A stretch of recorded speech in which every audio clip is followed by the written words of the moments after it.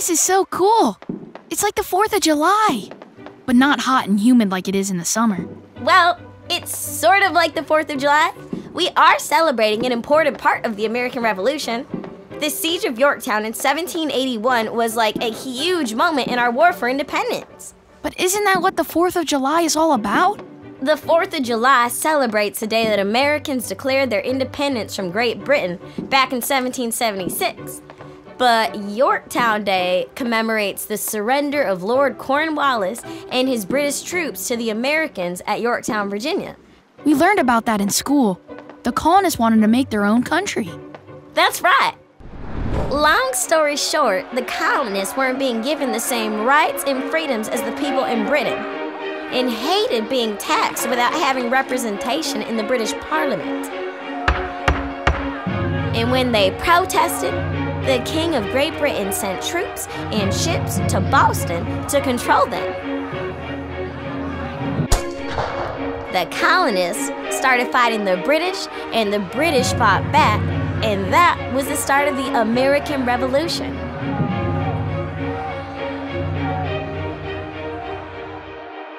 And about a year later, in July of 1776, representatives from all 13 colonies met in Philadelphia to sign the Declaration of Independence, and that's what we celebrate every summer.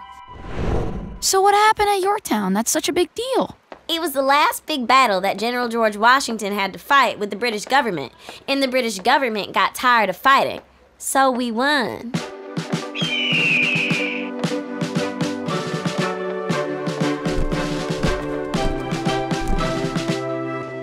Hey kids! My name's Ellie the Eagle. My kind, the bald eagle, has been the national bird since 1782. Don't I look patriotic?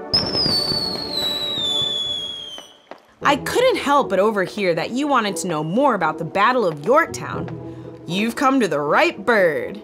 It was a big victory for the 13 colonies that would eventually become our United States of America. Did you know that most of the freedom fighters were up in New York? Both the American and French forces came down here to Yorktown as quickly as they could. The French? Like from France? What were they doing here? The French king wanted to help the Americans because the French and the British were enemies. The French had recently lost Canada to Great Britain in a war, and an independent United States would mean a great loss to the British. The French wanted to even up the score. So in 1780, the French King Louis XVI sent lots of ships and troops and cannons to Rhode Island to help the Americans.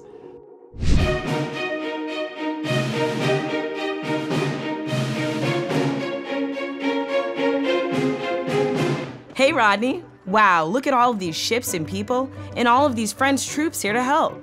I've heard there's more than 5,000 troops and officers, and all their cannons and even some of their families. They'll buy horses when they figure out where they're gonna go. And more are coming. 40 ships are supposed to get here in a couple of weeks. King Louis really wants to help. Have you seen the general yet? He's the one in the fancy uniform. I think he's meeting with some of the leaders from the nearby tribes. They're old allies. The general is supposed to be one of the best in France, the Count Rochambeau. Rochambeau. That's a funny sounding name. What does he count? Mike, a count is a title that comes from connections to the king.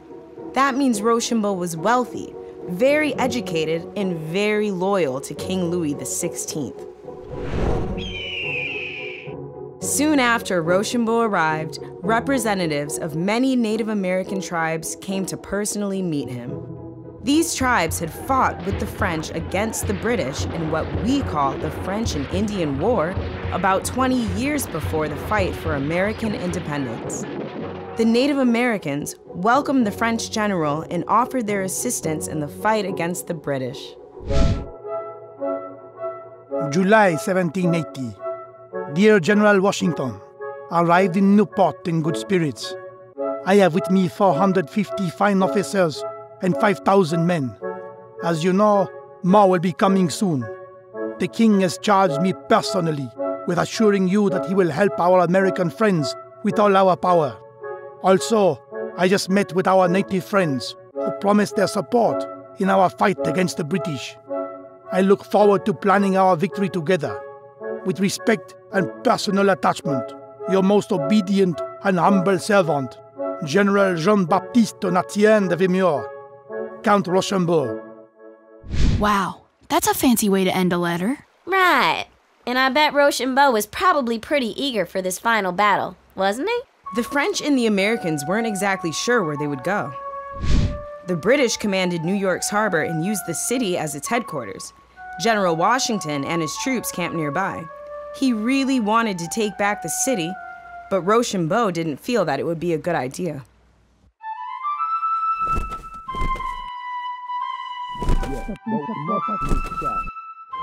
But we must take New York back from the British. We cannot attack the British in New York without a strong navy. The fleet that brought us here was for transport, not fighting. No, New York is too risky, but I have word that another French fleet is on its way. Let's attack the forces of General Lord Cornwallis in the south. Our Grand Fleet can sail into the Chesapeake Bay and support our troops on the ground. The British fleet in New York will be too far away to provide any support. If we can neutralize the British in the southern states, it would be a tremendous blow to the fight against independence. Yes, let us move south. It will be a long journey, but I hope it will be one that will end in victory.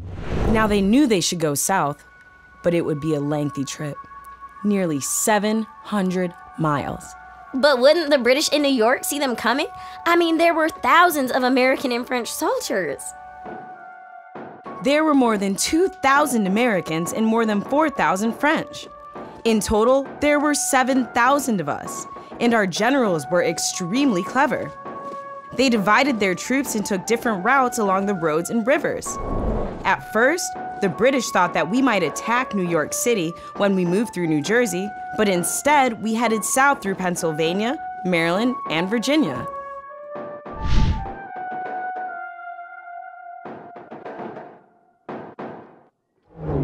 Goodness, I'm sure you both must be tired. Mais oui.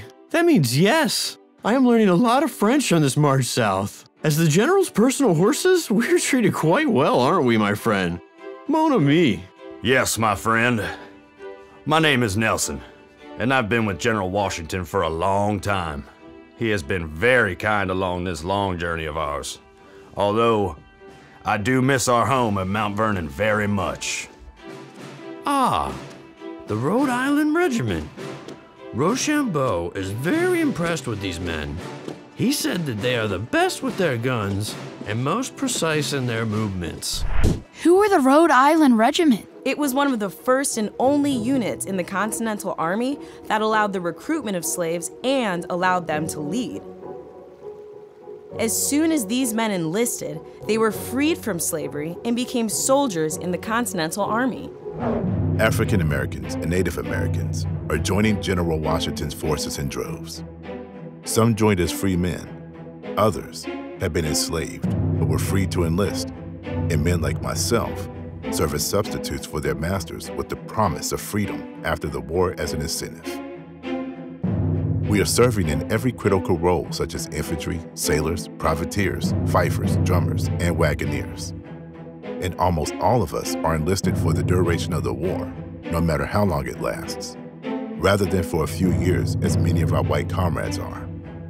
Many of us took up arms to escape slavery, but also to defend the country we call home, hoping, like I do, that sacrificing years of our lives will justify our equality before the law after the war has been won. Units in the Continental Army with large numbers of African Americans include Captain David Humphrey's 2nd Company of the 4th Connecticut, and my unit, the Rhode Island Regiment. As we continue the long and harrowing journey to Yorktown, we have no choice but to remain optimistic that our leaders will remain true to their promises of freedom and equality on the horizon. Do you know how much longer you'll be traveling? Not too much longer. Our friend, the Marquis de Lafayette, has been following the British forces in the south. British General Lord Cornwallis's fight against the Patriots there is going very badly, and he has moved his troops to Yorktown, Virginia. He hopes that the British ships in New York will come and pick them up. They don't know that the French fleet is approaching. Rochambeau says that the British ships will never get past. And with the French commanding the waters of the Chesapeake, victory will be ours soon. So the French fleet came here?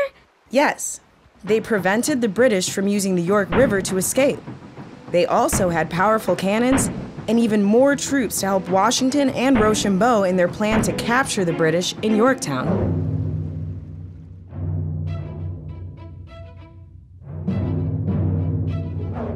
Ah, my friend Ferdinand. It looks like a battle is about to take place. Ah, Ellie.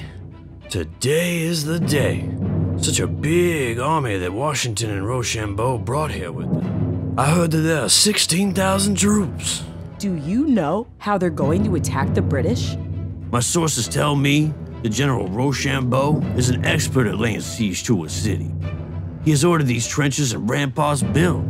Soon they'll start firing at the city with all their cannons. Now it starts! On September 28, 1781, Washington and Rochambeau began their siege on the British in Yorktown. They bombarded the city constantly, and after 8 days, British General Lord Cornwallis realized he could not escape and decided to surrender to Washington and Rochambeau. Yeah, we won! 8 days of bombing? Wow! That must have been the worst for the people trapped in Yorktown. But at least it helped bring the war to an end. And I'm sure Washington, Rochambeau, and all their troops were super happy to return home after their long march back north.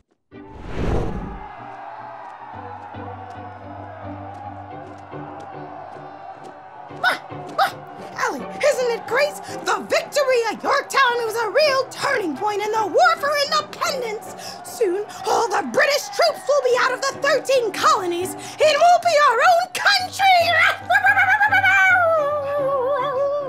It's great to see everyone so happy after such a long war. We lost a lot of good people, and I'm so glad we'll soon have peace. But we do have some important decisions to make. Like, what type of government will we create? How will the 13 states cooperate to be as one? There's still a long road ahead of our new nation.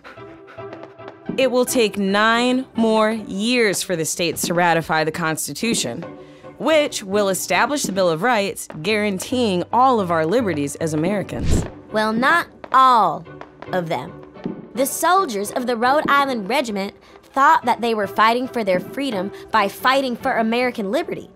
But in reality, it took more than 80 years after the war for slavery to be abolished in the American Constitution. Yes, and just as it was a long march for Washington, Rochambeau, and their troops, it has also been a long journey for the United States of America. We hold these truths to be self-evident, that all men are created equal, that they are endowed by their Creator with certain unalienable rights, that among these are life, liberty, and the pursuit of happiness. Thanks to General Rochambeau and the support from France, we were able to defeat the British and gain independence for our new nation.